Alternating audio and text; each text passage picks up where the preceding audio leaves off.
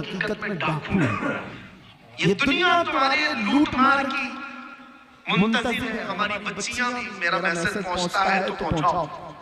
जो ये समझती हैं कि उनकी आजादी की बात करते हैं, हकीकत में आजादी नहीं देना चाहते, वो तुम्हारे जिस्म के मुतलाशी, वो हवस परस्त हैं। हमने कहीं एक हिकायत पढ़ी थी कि भेड़िए जो भेड़िए जानते हैं, अब भेड़ियों ने ये बाहर आकर के ऐलान करना शुरू किया कि बकरियों को आजादी दे दो, बकरियों को आजादी दे दो। अरे भेड़िया तो बकरी खाता है, लेकिन बकरियों की हिमायत में नारे लग रहे हैं। सेम आज की सिचुएशन में आपको बता रहा हूं। भेड़िया आए हैं मोहल्ले में और नारे लगा रहे हैं बकरियों को आजादी दो, बकरियों को आजादी दो। और चंद बकरियां जब भेड़ियों को नारा लगाते हुए सुनी तो उनको लगा कितने अच्छे भेड़िए हमारी इज्जत की बात कर रहे हैं, हमारी हिमायत, आजादी होना चाहिए। सही बात है। सब बकरियां मिलकर के कहने लगी हमको भी आजादी चाहिए, आजादी। देखो भेड़िए जो है हमारी हिमायत में गलियों में निकले, बैनर निकाले, पोस्टर निकाले, हाँ प्रोटेस्ट कर रहे हैं वुमेन्स राइट्स के मुतालिक। तो जो बूढ़ी बकरियां थी उन्होंने समझाया, कहा कि ए बच्चियों, आजादी नहीं है, ये अच्छी चीज नहीं। तुम्हारी इज्जत मालिक के घर में ही सलामत है, यहीं रहो। जो हमारा मालिक है वो हमारी देखभाल अच्छी कर रहा है, बाहर जाओ, ये आजादी, ये भेड़िए तुम्हें छोड़ेंगे नहीं। कहा बूढ़ी बकरियों को इन सबों ने गालियां दी कि ये अम्मा पुरानी बातें करती हैं, तुम्हारा दौर और था, हमारा दौर और है, हमें आजादी चाहिए, आजादी चाहिए। और धरने पर बैठ गई। बकरियों को मालिक ने आजाद कर दिया, जाओ आजादी चाहिए, आजादी छोड़ दिया। बकरियां सड़कों पर आई और भेड़ियों ने जब आजाद देखा तो सबको चीर फाड़ कर रख दिया, बकरियां सब मर गई। एक हिकायत, ये कोई लतीफा नहीं। सेम सिचुएशन आज मैं अपनी बच्चियों को समझाता हूं। जो लोग तुम्हारी आजादी का नारा लगा रहे हैं, अगर इनको इतनी ही तुम्हारी इज्जत प्यारी होती तो ये क्लबों में और स्टेजों पर नंगा लाकर तुम्हें कभी नहीं खड़ा करते, तुम्हें कई कई लोगों के बिस्तरों पर जाने पर मजबूर नहीं करते। ये हकीकत में तुम्हारे जिस्म के नंगेपन के हवस के पुजारी हैं। इन्हें सिर्फ और सिर्फ हवस अपनी पूरी करनी है। इसी तरह है नौजवानों, तुम्हें जो दुनिया की तरफ बुला कर ये कहता है कि इसमें आजादी, इसमें फ्रीडम और इसमें इज्जत है, ये दर हकीकत तुम्हें जानवर बनाना चाहते हैं। और कुछ नौजवान बन गए, कानों में बालियां भी आ गई, हाथों में चूड़ियां आ गई, सरों में चोटियां आ गई, कपड़े भी जगह जगह से फाड़ कर पहनने लगे और इसको फैशन कहने लगे। तुम्हें औरतों की चीजें दे दी गई, तुम्हें समझ में नहीं आया। कितने नौजवान हैं वो ये सोचे बगैर सब करने लग गए। अरे तुम्हें न मर्द बना रखा, ना औरत, बीच का बनाकर छोड़ दिया दुनिया ने, फिर भी तुम समझ रहे हो कि ये अभी फैशन है, फैशन है, ठगे जा रहे हो। और आओ मैं तुम्हें बताता हूं, हमारे दर्द को अगर सबसे ज्यादा महसूस करने वाला कोई है, हमारे गम को सबसे ज्यादा सहने वाला कोई है, वो मेरे आका मदीने के ताजदार की जात है। खुद मेरे आका फरमाते हैं, मेरे उम्मत के किसी के पांव में कांटा भी चुभे तो उसका दर्द मुझे होता है कोई दुनिया में इस तरह? एक रिवायत सुनो, तवज्जो, इधर तवज्जो। जब मेरे आका सल्लल्लाहु ताला अलैहि वसल्लम की वफात का वक्त करीब आया, सुनो है मुसलमानों, मलकुल मौत हुजरे में दाखिल हो गए, इजाजत लेकर आए। यह आखिरी दिन था मेरे आका का, नज़ा का वक्त चल रहा है। नज़ा और सकरात किसको कहते हैं पता है? उस वक्त आदमी अपनी माँ बहनों को और भाई बाप को नहीं पहचानता। सकरात के वक्त तो आदमी को अपना नाम तक याद नहीं रह जाता। बड़ी सख्त हालत का नाम है सकरात। अच्छे अच्छे लोग अपनों को भूल जाते हैं, नहीं याद रहता। नबी मुकर्रम शहींशाह दो आलम मुस्तफा जाने रहमत सल्लल्लाहु अलैहि वसल्लम का आखिरी वक्त है। मलकुल मौत आए इजाजत लेकर रूह कब्ज करने के लिए। तब जानते हैं मेरे नबी ने सबसे पहले सवाल क्या किया इजराइल से? ऐ मलकुल मौत, ये नज़ा और ये सकरात की जो तकलीफ है बहुत सख्त है, जरा ये बताओ, क्या ये तकलीफ मेरी उम्मत को भी दी जाएगी? अल्लाह, ये तकलीफ क्या मेरी उम्मत को भी आएगी? कौन है जो हमारे सकरात की तकलीफ को भी अपने नज़ा के वक्त याद कर रहा हो? अपने नज़ा के वक्त। इसी को आला हजरत ने फरमाया था, जो न भूला हम गरीबों को रजा, याद उसकी अपनी आदत कीजिए। हम गरीबों के आका पे बेहद दुरूद, हम फकीरों की सरवत पे लाखों सलाम। ऐ सुन्नी नौजवानों, सबसे ज्यादा हमारी फिक्र करने वाले वो नबी पाक की जात है। जब नबी पाक सल्लल्लाहु अलैहि वसल्लम सजदे में गिरकर बेतहाशा रोते रहे, किसके लिए रोते रहे? उम्मत के लिए। रब्बी हबली उम्मती, रब्बी ग़फिरली उम्मती। ताइफ में पत्थर खा करके भी दुआ करते रहे, मौला मेरी उम्मत मुझे नहीं पहचानती, इन्हें माफ कर दे। वो नबी पाक जो मेराज के सफर में जाकर के भी अल्लाह करीम की बारगाह में सबसे ज्यादा कुर्ब की मंजिल, उससे ज्यादा कुर्ब की मंजिल पूरी दुनिया में किसी को दी गई नहीं और न ही दी जाएगी। उस वक्त भी मेरा रसूल अपने रब से कोई चीज पूछ रहा है तो ये है कि ऐ मौला मेरी उम्मत की बख्शिश मेरे हवाले कर दे। सुभान। कौन है जो हमारी फिक्र करेगा? जानते एक सहाबी ने हुजूर से पूछा, या रसूल अल्लाह क़यामत के दिन आपको कहां ढूंढूं? कहां ढूंढूं? जानते हैं हुजूर क्या फरमाते हैं? देखना हौज़े कौसर पर मिलूंगा, मेरे उम्मती प्यास से तड़प रहे होंगे, अपने हाथ से पानी भर भर कर मैं अपनी उम्मतियों को पिलाऊंगा। वहां पर भी उम्मत की फिक्र है। या फिर हुजूर फरमाते हैं वहां नहीं मिला, मीज़ान अमल पर देखना, जहां नेकियां और बुराइयां तोली जा रही होंगी, मैं अपने उम्मतियों के अच्छाइयां और नेकियों के पल्ले को भारी कर रहा हूंगा, वहां मुझे देख लेना, वहां मिल जाऊंगा। और अगर वहां नहीं मिला तो पुल सिरात पर देख लेना, जो जहन्नम के ऊपर का ब्रिज है, मैं अपने उम्मतियों को वहां से आसानी से गुजार रहा हूंगा। महशर के दिन भी मेरे आका हमें फरामोश नहीं कर रहे। एक और हदीस है, सुनो सुनो, एक और हदीस।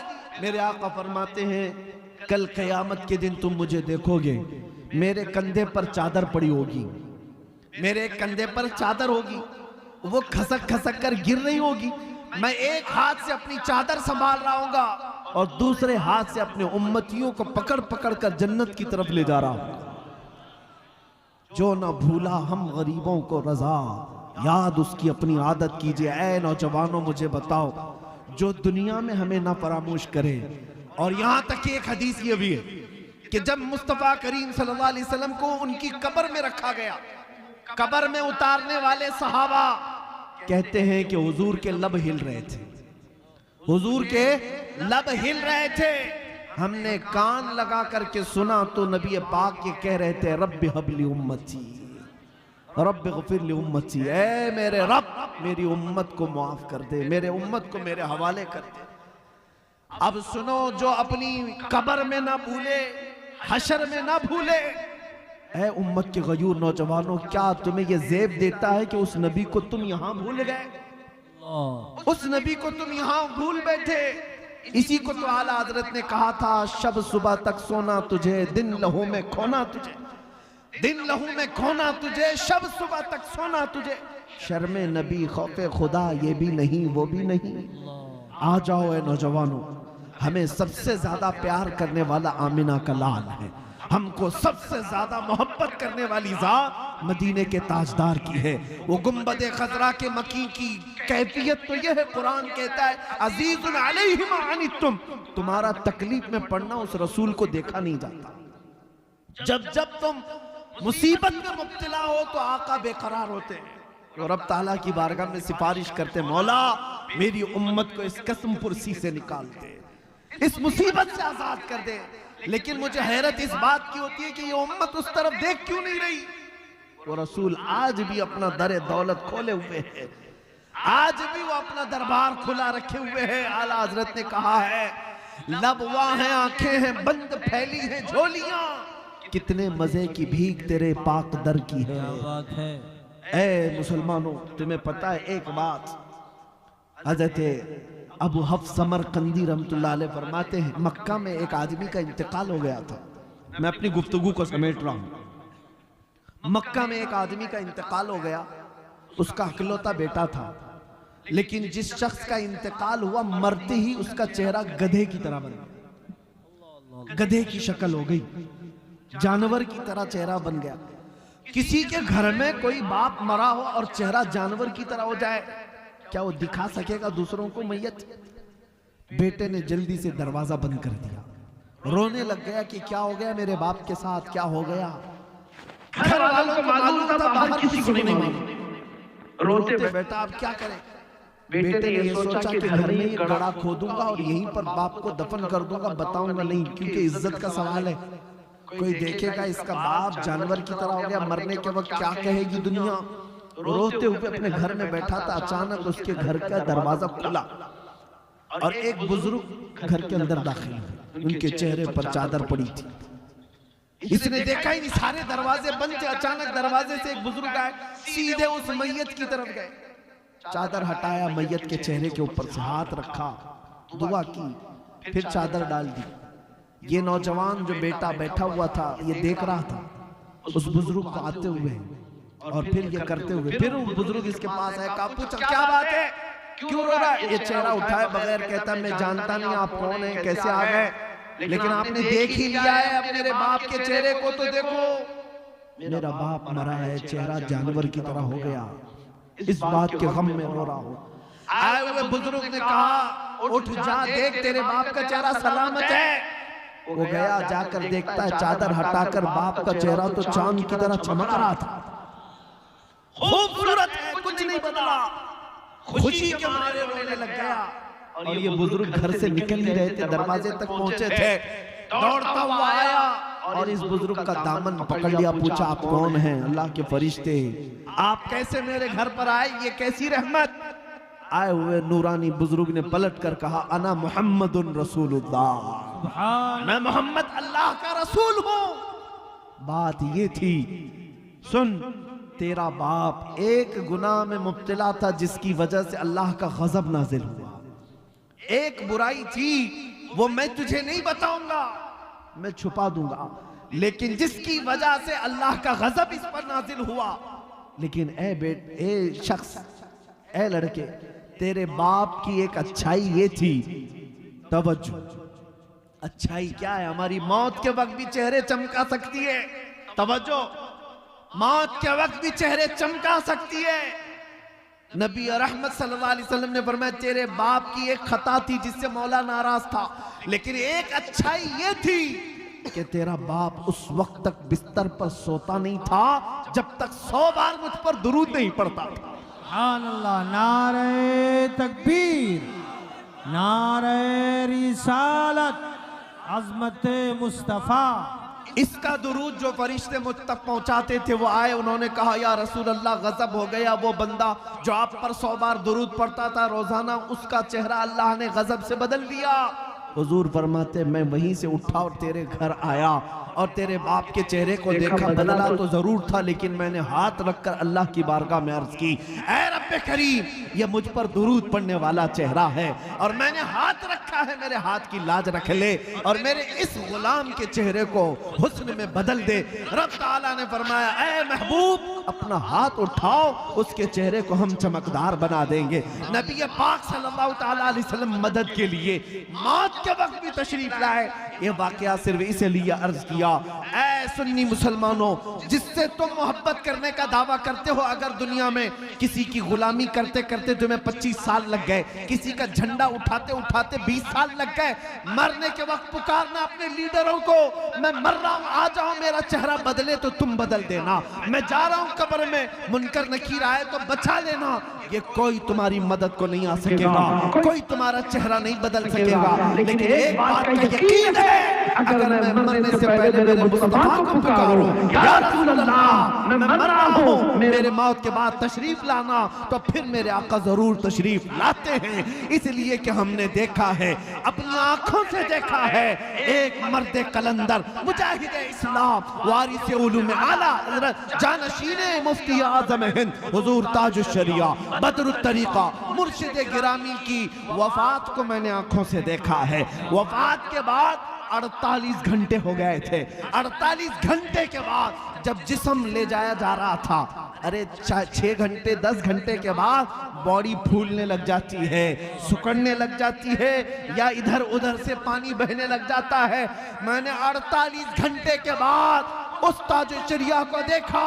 मैं जनाजे में हाजिर रहा, और जनाजे में नहीं बल्कि जिसमें पाक पकड़ कर हाजिर रहा। कब्र पर जाने तक जिस्म को जैसे पकड़ा जाता था, जिंदगी में जिस तरह की जिस्म में नरमी थी, वैसे ही वफात के बाद भी नरमी नजर आती थी। वो जिस्म तरोताजा था, उसी तरह चमकदार था। वो क्यों था मैं आपको बताऊं, इसलिए कि उस ताजुश्शरिया ने अपनी वफात से पहले बारगाहे मुस्तफा में यूं कहा था, या रसूल अल्लाह, मैं मरूं तो मेरे आका ये मलाइका से कहना, मैं मरूं तो मेरे आका ये मलाइका से कहना, इसे कोई मत जगाना, अभी आंख लग गई है। तेरे दामने करम में जिसे नींद आ गई है, वो फना न होगी, उसे जिंदगी मिली है। नारे तकबीर, नारे रिसालत, करिया करिया। मेरे अजीजों, बस मुख्तसर सी बात समेटता हूँ। जो जिंदगानी तुम्हें अल्लाह ने दी है बाकी, आज ये इरादा कर लो, आज ये इरादा कर लो, जिएंगे तो मेरे मुस्तफ़ा के सुन्नतों पर जिएंगे। एक भी नौजवान उठ करके ये अहद कर लिया, हमारा जलसा वसूल हो गया, हमारी रात कबूल है। एक भी गुनाहों से तौबा कर ले कि आज के बाद मैं गाने नहीं सुनूंगा। वादा करते हैं इंशाअल्लाह, जो सुनेंगे मेरे मुस्तफ़ा की नातें सुनेंगे, कलामे कुरान, कलामे रब्बानी सुनेंगे इंशाअल्लाह। बस एक भी खड़ा हो जाए, मेरे मुस्तफ़ा करीम सल्लल्लाहु ताला अलैहि वसल्लम की नजर इनायत हो, और उसके सदक़े में मौला करी। बैठो बैठो बैठो, मुझे पता है पूरा मजमा खड़ा होगा, क्योंकि हर एक के दिल में जज्बा है, हर एक के दिल में जज्बा है। और मुझे पता है दुनिया आज इसी बात से तो लर्ज़ा है, इसी बात से खौफज़दा है कि किसी दिन ये खड़ा हो गया तो दूसरों का उठना भी मुश्किल हो जाए। हाँ, किसी दिन ये खड़ा हो गया तो दूसरों का उठना भी मुश्किल हो जाए। इसीलिए दुनिया तुम्हें नशा दे दे करके सुलाती है। बहुत ज्यादा तुम्हारे मोहल्लों में नशा इसीलिए दिया जाता है कि ये जितना नशा करके सोते रहे, हम जागते रहे। जिस दिन ये नशा छोड़ देगा, हमारी नींदें हराम कर देगा, हमारा सुकून गारत हो जाएगा। अजीज़ाने गिरामी वक़ार, आज फिर दुनिया को ये बताने का वक्त है, कुव्वते इश्क से हर पस्त को बाला कर दो, कुव्वते इश्क से हर पस्त को बाला कर दो, दहर में नामे मोहम्मद से उजाला कर दो।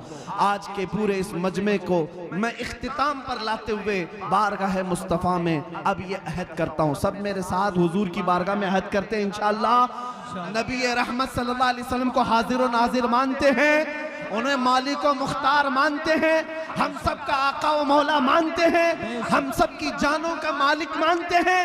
आओ उस नबी रहमत को गवाह बनाकर अब अर्ज करते हैं, या रसूल अल्लाह, हमने दुनिया की रंगीनियां बहुत देखी, अय्याशियां बहुत की, लेकिन अब जिएंगे तो इस वादे के साथ कि दूसरों की गैरों की नत्थु खेरों की बात नहीं करेंगे। या रसूल अल्लाह, अब बात करेंगे तो ये कहेंगे, दहन में जुबान तुम्हारे लिए, बदन में है जान तुम्हारे लिए, हम आए यहाँ तुम्हारे लिए, उठे भी वहां सबा वो चले के बाग फले, वो फूल खिले के दिन हो भले, लिवा के तले सना में खुले, रजा की जुबान तुम्हारे लिए, लिवा के तले, लिवा के तले, लिवा के तले सना में खुले। या रसूल अल्लाह, हम सब की जुबान तुम्हारे लिए, हम सब की जुबान तुम्हारे लिए, हम सब की जुबान तुम्हारे लिए। लब्बैक या रसूल अल्लाह, लब्बैक या रसूल अल्लाह, लब्बैक या रसूल अल्लाह। व आखिरु दावाना अनिल हम्दुलिल्लाहि रब्बिल आलमीन।